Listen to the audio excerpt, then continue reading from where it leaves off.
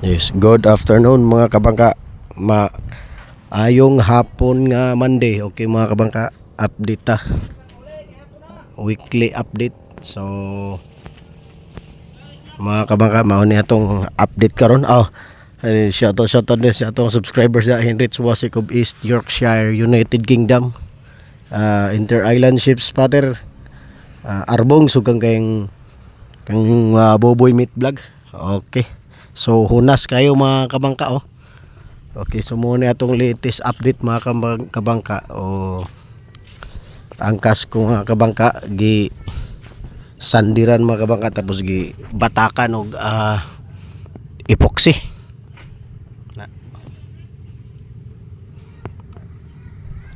Mararapod sa gi fiber style mga kabangka. So nanguli pa ang tulog kapanday mga kabangka kay wala pa yung materialis mga kabangka. Naatop pa na siya mga kabangka. Lisod man kayo mga kabangka kay dakop man lagi. Kay mga hardwood man ang gipang kuan mga kabangka, gipang order. So bawal man. So dakop gajud. Pabugnaw-bugnaw pang gabasiro mga kabangka. So ang makina mga kabangka na change oil na ninamo.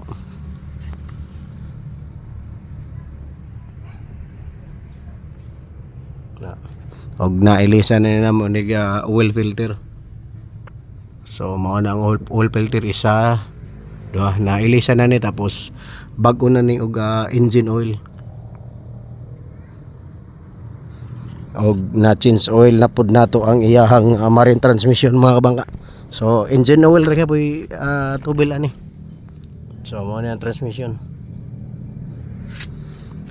So mga kabangka, gamay na lang na delay.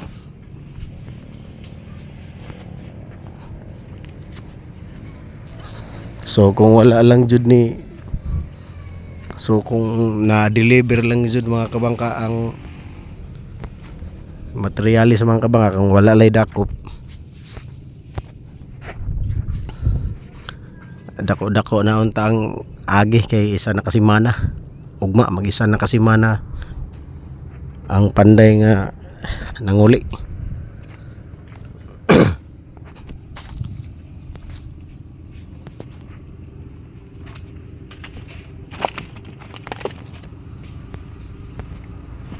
So isa na ni kabuan.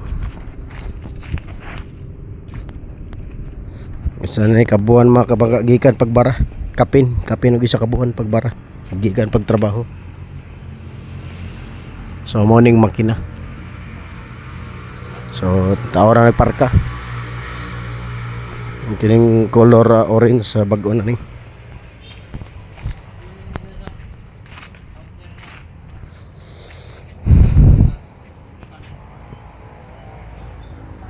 So, sayang mga kabangka kung tuloy-tuloy lang pag-deliver sa kuan mga materialis. Dako na tanay ni kagi.